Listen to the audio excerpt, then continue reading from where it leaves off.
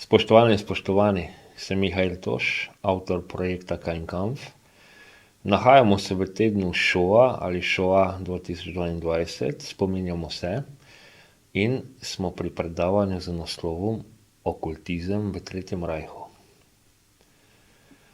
Ko se soočimo s temo holokavsta in druge svetovne vojne nasploh in ko se v ta tematska področja poglobimo, se naučimo, da pri vsem skupaj ni šlo zgolj za neko klasično imperialistično vojno, ampak je bilo v ozadju mnogo, mnogo več. Kdor se izobrazi na področju kulture Nemčije v obdobjih pred Tretjim rajhom, vidi, da je šlo za področja, ki so bila zelo močna v filozofiji, v literaturi, tudi v klasični glasbeni umetnosti in nasploh kulturno zelo napredna. Če povem vmes, eno izmed pričevanj vojaka Rdeče armade se je glasilo, ko smo vdrli v protiofenzivah na področje rajha in smo videli od znotraj hiše, kako so urejene, nam ni bilo jasno, kakšno potrebo so imeli oni napasti nas. Se pravi, kako je lahko naprednejša kultura imela potrebo napasti bolj nekako nazadnjaško kulturo, so se spraševali sami tisti, ki so bili napadeni. V bistvu je danes jasno, kaj so bili motivi za napad. Dejansko je šlo za tako imenovani Lebensraum im Osten, sočasno pa tudi za izvajanje genocidov, se pravi holokavsta, porajmosa in tudi iztrebljenje manj vrednih slovanskih ras, seveda po načelih tako imenovane arijske rase. Sedaj smo pa tukaj, kar je centralna točka tokratnega predavanja. Ko na celo situacijo pogledamo tako skozi neke racionalno objektivne oči in se vprašamo, kaj mora biti določeni strani, da se loti tako sistematično in v oziru neke organizacije dovršenega načina genocida nad narodom oziroma, kot smo se že naučili, večjimi narodi. Na tej točki poudarjam tudi tole. Mi se moramo pri fenomenu druge svetovne vojne zavedati, da se je končala leta 1945 in da je bilo do tega trenutka pobitih toliko in toliko Judov, Romov in Sintov, Slovanov, marginalnih skupin in podobno. Seveda to ne pomeni, da je bil načrt Tretjega rajha samo tak. Načrt je bil do te določene točke izvršen, kjer se je končalo. Če bi se vojna nadaljevala, bi po Judih seveda prišli na vrsto tudi ostali in en podatek govori, da je v primeru zasedbe Moskve bilo namenjeno posebno taborišče tam, kjer bi na podoben način ali enak način pobijali tudi Sovjete. Ampak v bistvu se danes ne pogovarjamo o sistemu iztrebljanja, ampak o vzrokih za tega. Se pravi, povsem logično je, da čist nekih običajnih vojnih motivov v primeru takšnega vojskovanja, kot se ga je šel Tretji rajh, ni možno imeti. Zavedati se moramo, da nemška vojska ni bila zgolj Wehrmacht, ampak je bil tudi SS. SS je bil v začetku tako imenovana Schutzstaffel, se pravi zavarovanje Hitlerja. In ko je Heinrich Himmler, zelo zaprisežen okultist, te enote prevzel, je pričel z postopki radikalizacije. In če se izrazimo takole, in ko zadevo opazujemo zelo poglobljeno in v tistem res njenem jedru, lahko rečemo, da je bil SS neke vrste sekta.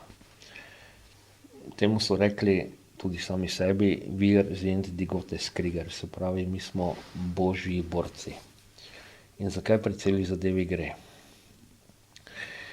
Pri celi zadevi gre za to, da je to vodstvo nacistov samo sebe definiralo kot tako imenovano arijsko raso. Po njihovih definicijah, nastalih na podlagi in izhajajoč iz psevdoznanosti, tudi evgenike in podobno, okultizma, bi oni naj bili potomci nekdanje Atlantide, v svojem genu superiorni in poslani na svet zato, da nadvladujejo ostale rase oziroma ostale rase, ki niso arijska rasa, ki je dejansko izmišljena, so na svetu zato, da jih arijska rasa zasužni in po potrebi tudi ubije. In ko pogledamo samo simboliko Tretjega rajha, na tem mestu povem, da se s tem vse premalo ukvarjamo. Ukvarjamo se vse preveč z učinki in posledicami in vse premalo z vzroki. Zato se bomo sedaj posebej dotaknili vzrokov. Ko pogledamo simboliko Tretjega rajha, vidimo, da je dejansko navdana in tudi opremljena z zelo veliko mero ezoterike in spiritualizma, ampak ne spiritualizma v smislu zdrav duh v zdravem telesu, ampak spiritualizma v smislu mi smo nekaj več, se pravi tistega shizofrenega, nadutega. Mi smo božja rasa. In eden izmed zelo pomembnih podatkov je, da so vojaki Wehrmachta na svojih pasovih imeli gravuro Gott mit uns, se pravi Bog z nami. In jaz sem tudi na področju svojem lingvističnem, v svoji primarni izobrazbi sem germanist, ugotovil tudi, da se iz samega imena Deutschland na eni taki lingvistični analizi, zelo moderni, tudi povezani z neurolingvistiko, dejansko lahko razbere Deutschland, Deusland, se pravi božja dežela, kar je potem nekako rezultiralo v to njihovo zmotno prepričanje, ampak k temu se bomo vrnili enkrat kasneje.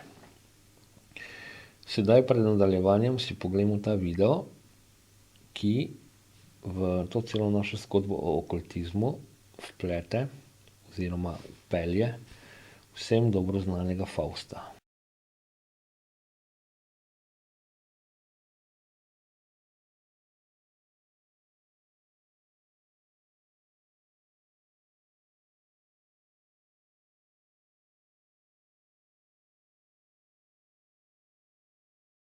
Vemo, da je Faust tisti lik, ki je sklenil pakt s hudičem. In ko vidimo to podobnost Hitlerja in ko vidimo vse, kar je seveda nastalo, se lahko sedaj spustimo na te rituale, ki so jih v teh sektaških krogih rajha izvajali. Zelo pomemben podatek je, da za izvajanje genocidov, holokausta, porajmosa in ostalih, ni bil primarno zadolžen Wehrmacht, kar seveda ne pomeni, da vojaki Wehrmachta teh genocidov in zločinov niso izvajali, pomeni pa, da so posebej zadolženi zanje bili SS-ovci, tako imenovani Einsatzgruppen. Se pravi, ko pogledamo vzhodno fronto, ko je Wehrmacht naredil svoj Durchzug, se pravi, ko je šel mimo svoj vojaški pohod, so prišle SS-Einsatzgruppen in izvrševale z nemško besedo tako imenovani Völkermord, se pravi genocid. In zelo pomembno za razumevanje cele zadeve je, da si ne predstavljamo kar takole, da je pa zdaj običajni nemški vojak bil tisti zadolžen za ta grozodejstva. Zelo natančno je treba ločevati vloge, naloge in funkcije določenih skupin in določenih likov v tej hierarhiji Tretjega rajha. Že zaradi kompleksnosti in absurdnosti sistema, absurdnosti seveda v neki zdravi logiki, Je pa v smislu te izprijene logike, kateri so sledili, bila zadeva zelo dovršena in ni treba posebej poudarjati, da kar mnogo ljudi, običajnih tudi vojakov, ni bilo v celoti seznanjeno, kaj se z Judi dogaja. Seveda ne moremo trditi, da niso vedeli, ampak obstaja kar velika skupina ljudi, ki je mislila, da se jih deportira pač na druga območja, da se jih naseljuje v posebna taborišča za zbiranje, ni pa seveda bilo v nemških občilih tistega časa prenašano, da se jih uplinja in sežiga. Ko smo pri občilih. Zelo pomemben aparat Tretjega rajha, da je lahko te okultistične ideje v bistvu udejanjal, je bila propaganda. In v času rajha je bila tako imenovana Deutsche Wochenschau, kjer so neke vrste tednik poročila, kjer so kazali poročila s fronte, snemanje s takim zelo dramatičnim teatralnim govorcem, da je vse skupaj bilo zelo, zelo perfidno, v neko herojstvo dirigirano in vse v smeri vselej bili smo napadeni, mi se zgolj branimo. Branimo se pred boljševizmom, potem v teh prispevkih kazanje Slovanov, kot da bi bili to vodenoglavci, res tako zelo premišljeno, perfidno izbirane in montirane scene, da so jih gledalci, ki so ta Wochenschau, ki se je v tistem času vrtel v kinih in kulturnih domovih, dejansko padli v to kolesje kolektivne hipnoze, katero je Goebbels ves čas zganjal in katera je res iz vseh možnih medijev ljudi bombardirala. No, sedaj pa se predstavimo konkretno k SS-u. SS, tako imenovana Schutzstaffel, je bila dejansko neke vrste sekta. Sekta, ki je svoje člane, se pravi vojake, zbirala po natančno določenih kriterijih. Kar nekaj kolen nazaj niso smeli imeti v sebi judovske krvi, drugače niso mogli biti sprejeti v SS. SS-ovci so imeli tudi na notranji strani roke tetovirano krvno skupino, kar je po zaključku vojne dejansko bil en element, na podlagi katerega so lahko SS-ovce prepoznavali. In tudi se strani interniranih v taboriščih za SS-ovce ni bilo milosti. Denimo, če so potem, ko je prišlo tudi do nekih obračunavanj preživelih etnikov z storilci, so pogosto običajne vojake spustili v ujetništvo, SS-ovce pa, kakor dolgo je to pač bilo v tisti fazi takoj po osvoboditvi, pa so, kot smo izvedeli tudi sami iz pričevanja, jih tudi poteptali do smrti. In ta znak prepoznati SS-ovca je bila tetovaža krvne skupine na notranji strani roke. No in ti SS-ovci so nekako morali zadovoljevati v veliki meri kriterije, da so pa to res najboljši primerki arijske rase in iz njih bomo ustvarili superiorne vojake. Po eni strani je bil to taki brutalni vojaški drill, po drugi strani pa je SS imel svoj okultni sedež, načrtno izbran v gradu Wewelsburg. Načrtno izbran grad, trikotne oblike, stolpi in v posebnem stolpu s kripto spodaj in prostorom, ki je služil ritualom nad to kripto z vgrajenim simbolom tako imenovanega črnega sonca v tleh. Jaz sem ta grad obiskal in sedaj že v ozadju vidite slike, lokacije.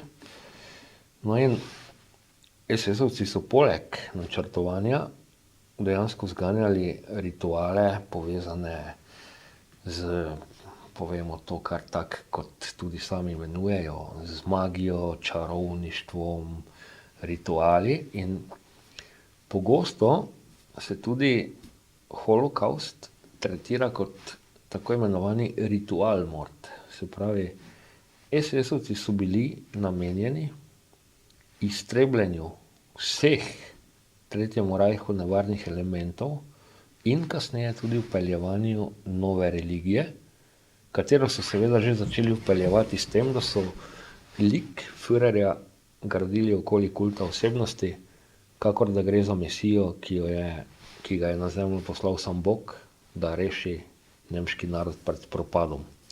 Zato je tudi pri koncu vojne prišlo do pojavov, kjer je mnogo ljudi storilo samomor, ker niso verjeli, da je po Hitlerju sploh še možno živeti. Tako globoko je ta manipulacija in kolektivna hipnoza dejansko ljudi ujela, da so po Hitlerjevem samomoru sami storili samomor. Poglejmo si denimo samo primer iz bunkerja družine Goebbels. Magda Goebbels je dejala, brez Führerja ni prihodnosti za moje otroke in jih je ubila.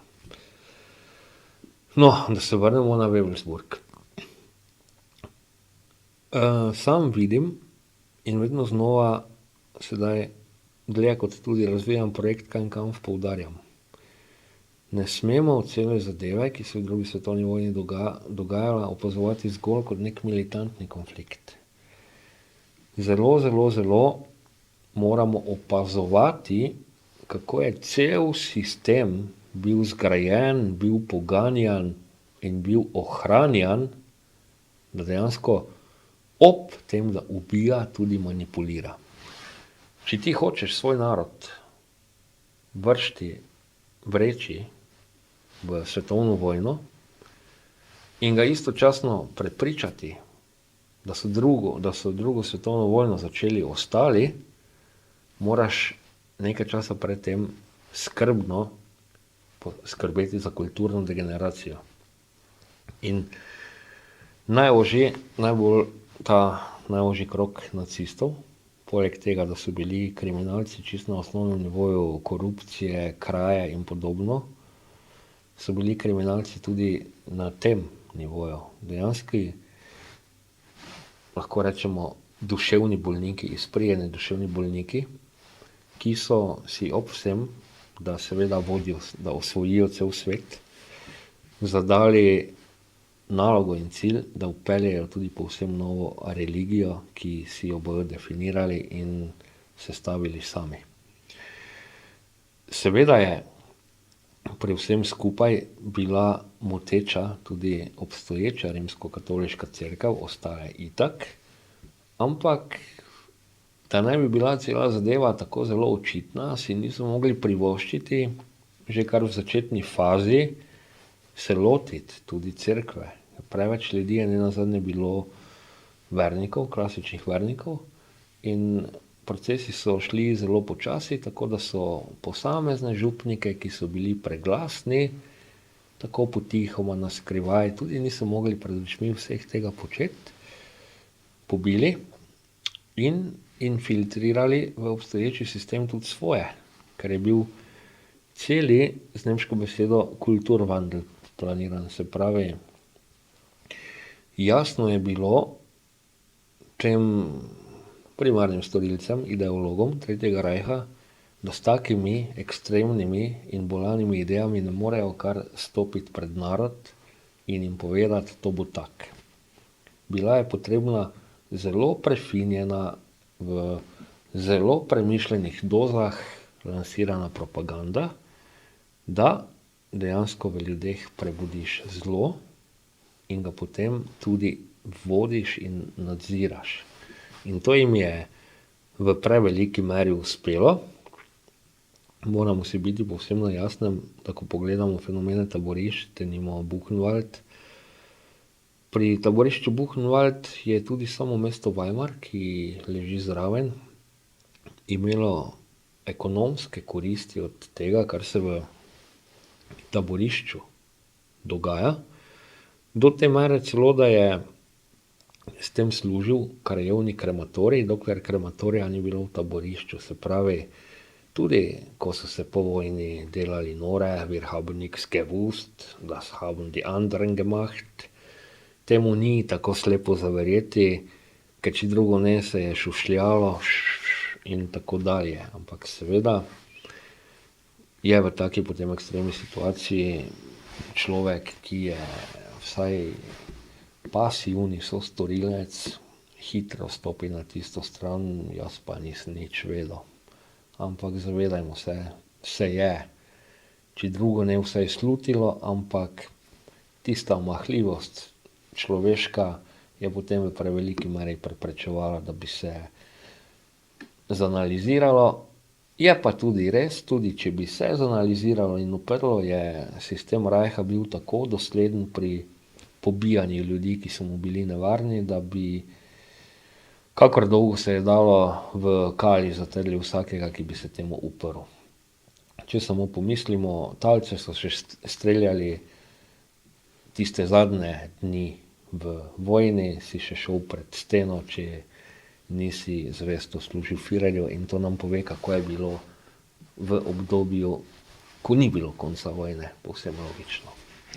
No, da se predstavimo k zaključku. Seveda te teme, razumevanje holokausta, razumevanje druge svetovne vojne, niso teme, ki so vezane samo na en datum v letu ali en teden okoli tega datuma, ampak je to področje, za katerega vidim, tudi sam kot raziskovalec, da se ga je treba zelo resno lotiti, o njem govoriti na redni bazi, predvsem pa ga zelo dobro analitično razdelati in predstaviti. In sedaj se nahajamo v obdobju, ko umirajo še tiste zadnje žive priče. Jaz vselej poudarjam, holokaust in druga svetovna vojna je zgodovinska tema samo v narekovajih, že zato, ker dokler so med nami ljudje, ki so bili v taborišče Auschwitz zaprti, ki so ga doživeli, ki nam lahko še danes tukaj in zdaj o tem govorijo, ne moremo mi tega imenovati tako splošna zgodovinska tema, na njo denimo, če pogledamo tukaj na Ptuj, kot so rimske ostaline izpred 2000 let nazaj. To je zgodovinska tema, pa še to je treba analizirati, kako vpliva na današnji čas, kaj šele druga svetovna vojna. Kot rečeno, ljudje, ki so jo doživeli, so še danes med nami in povsem sposobni o tem pričati.